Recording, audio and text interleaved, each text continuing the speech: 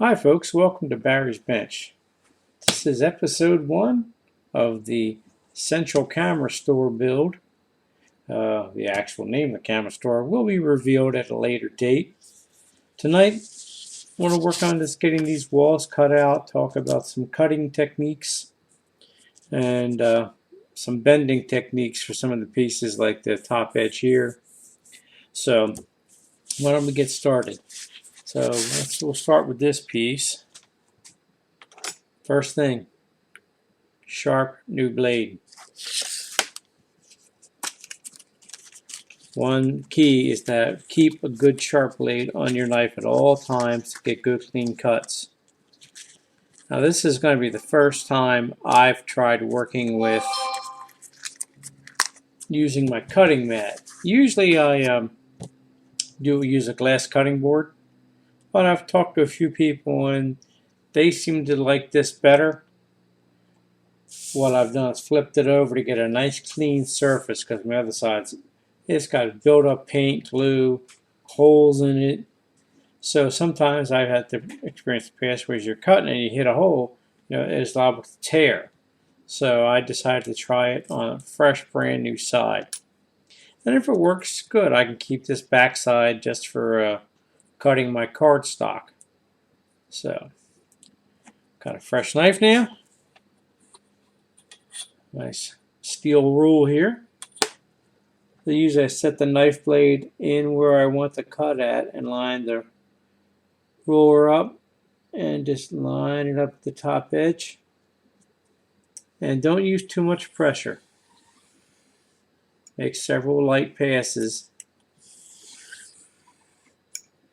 Then you can just lift it and test. There we go, nice and clean cut, see? I've had issues before with the glass cutting board, or one guy on the Clever Models forum mentioned, sometimes you press too hard, the tip of your knife breaks, and he had it almost fly into his eye. So I have my normal glasses on, but they're safety glass, so I'm safe here. But safety glasses probably are not a bad idea, just in case you put too much pressure on your knife. Again, just line your blade up at the edge there and slide your ruler up against it into place. And a few nice light strokes. Surprised how fast a nice sharp blade cuts.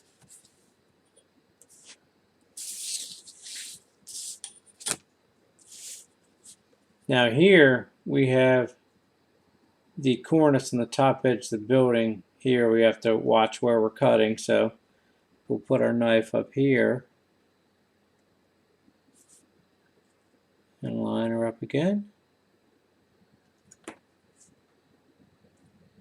I won't go all the way to the cornice. And what I'll do is reverse my blade, line up with the cornice, and just make a few light passes there.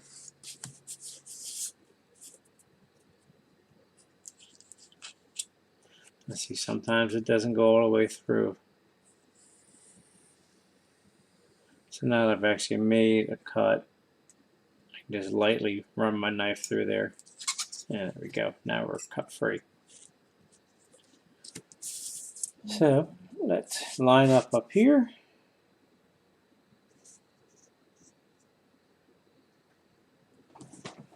Make sure I get lined up just right.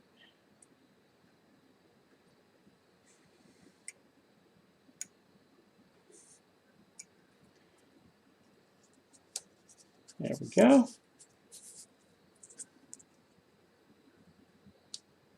Then there's a little front face there. It's vertical. All right, let's check that. Yep, we're good there.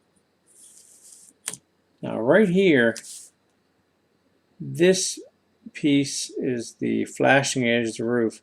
This is the top of the flashing. See this slight line here? That's your bend line. So what I'm going to do is reinforce behind each of these with some strip wood. I got to find something that'll match the thickness of here That way the width of the roof piece lines up properly with the width of the building. Now what I want to do here is there's a relief cut you have to make right here. So line it up with your edge there. And for something like this, I don't even use my roller. I just do a light 1 or 2 quick strokes. And then here, I guess, line up with the top edge of the cornice.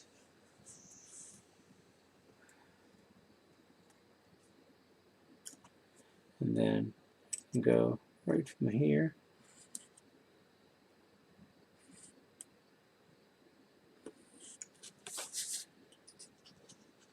There we go.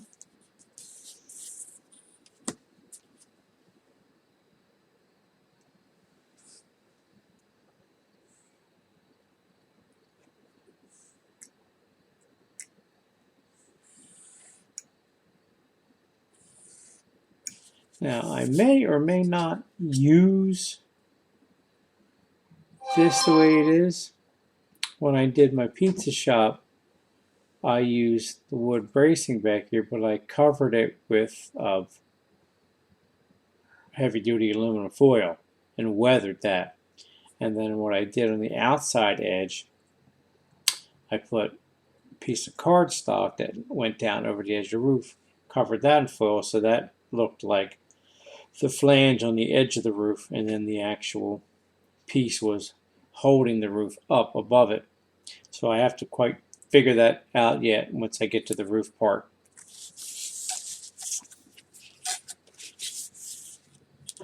But for now, I'm going to leave this attached to the building, and we'll work with it as if I was going to go ahead. Let me put this down here, because again, there's another relief cut for this piece of the roof flange. Go away, bug. Try and approximate a square here. Then, now I got something decent there. I will go just like that and complete it. Go. So just as you're doing this, take your time. If you feel like the knife's dragging too much, fresh blade. Simple, easy solution.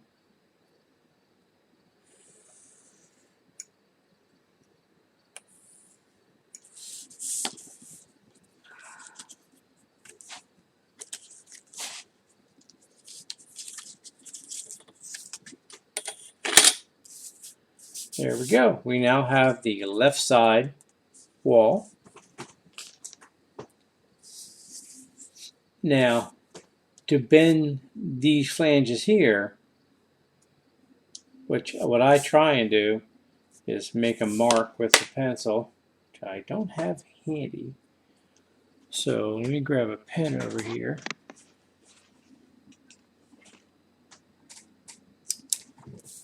So I try and make a mark on the underside here to line it up with the bend line. Yeah, that didn't work. Sometimes it's hard to see. Let's give me short rights. Like I said, we'll try and there we go. And you want to line your ruler up with that, and then line it up square so you have even distance. If you're not sure, you can always, estimate like that, make sure it looks pretty good. And then, since we're folding it this way, you want to go from where this cut is right here, right, that little cut there, take the back of your blade, or you can use the scoring tool and just very gently, like that. And then get rid of that little extra piece there. And I just gently lift it up with my knife.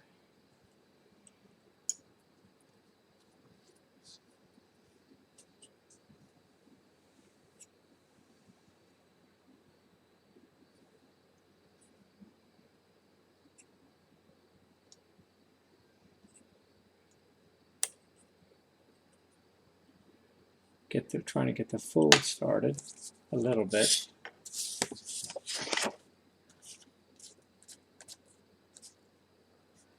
And you can very gently start to press it. And you'll see it's following the score line you created.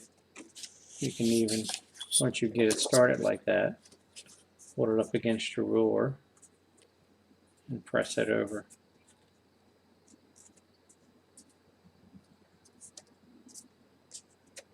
Okay, Google. Okay, Google. Okay, Google. Set alarm for 6:15. So there we go. Partially folded now. So what I'll do is put my ruler up against the back edge of it.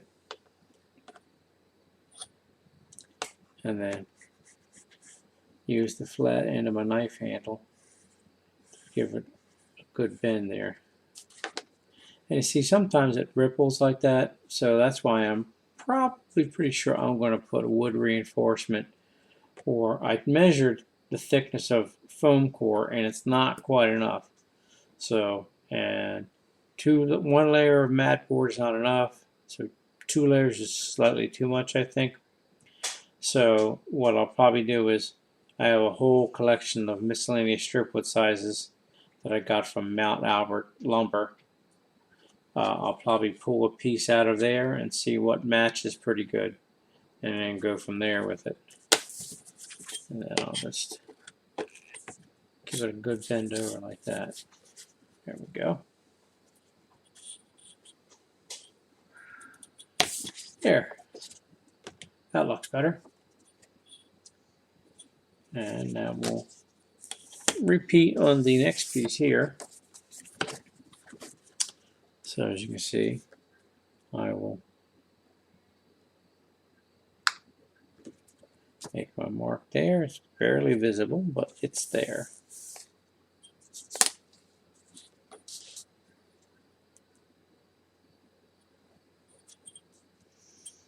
I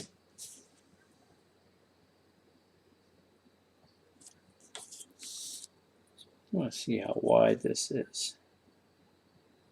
This is 5/32 of an inch wide, roughly. So I'll go down here and mark the same mark just to be safe.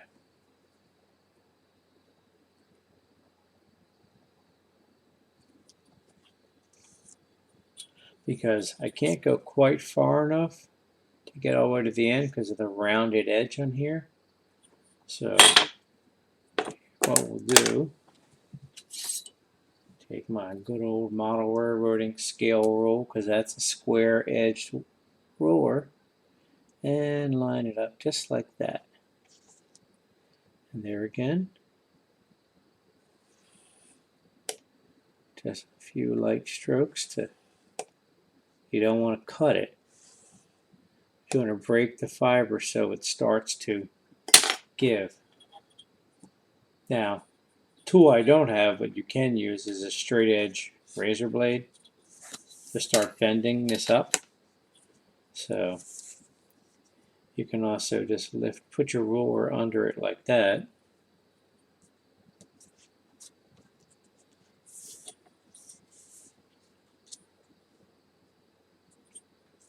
And then line this one up. And then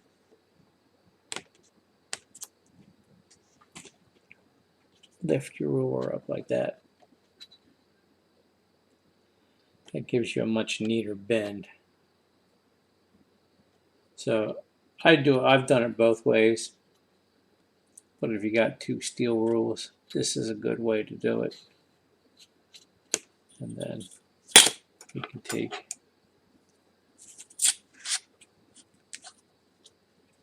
hopefully just try and get that to bend over completely.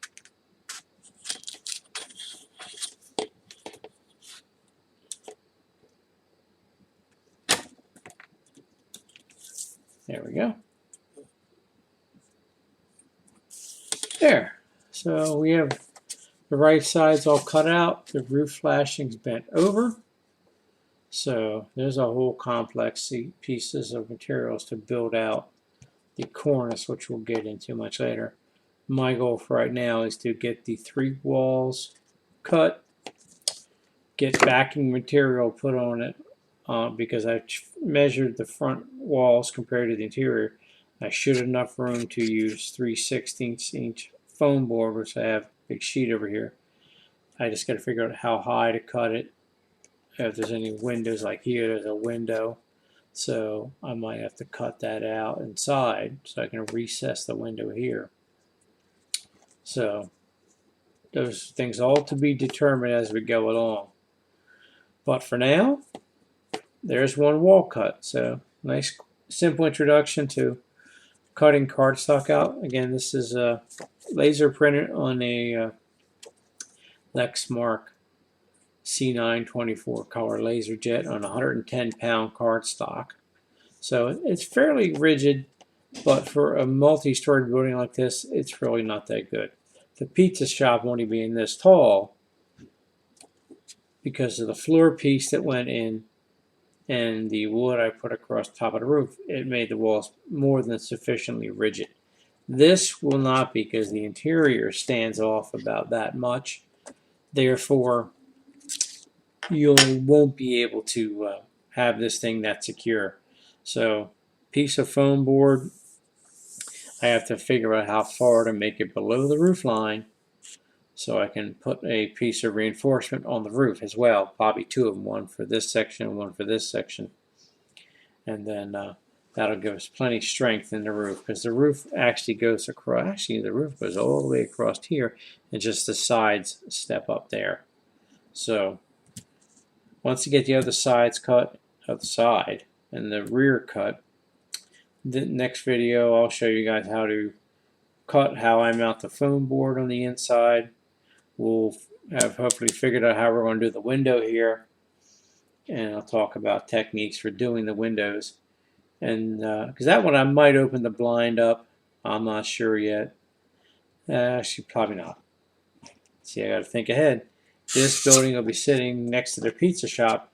There'll be another building right here, which is 2 stories, like this one. It's based on the same walls and everything. It's the Who's Your Mama bakery kit from Clever Models. So don't matter what I do with that window for where I'm using this building. I'll still probably do a normal cutout, recess, and everything just to make it look good. Should I take this off the pizza box layout and use it someplace else? Highly doubtful, because I can always reprint another copy of it. But at least I can use pieces like this to show you examples of how to do the window work and everything on a cardstock model kit. So until the next video, folks, this is Barry from Barry's Bench. I hope you enjoyed this. Again, episode 1 of the Clever Models Camera Shop Building, Central Camera.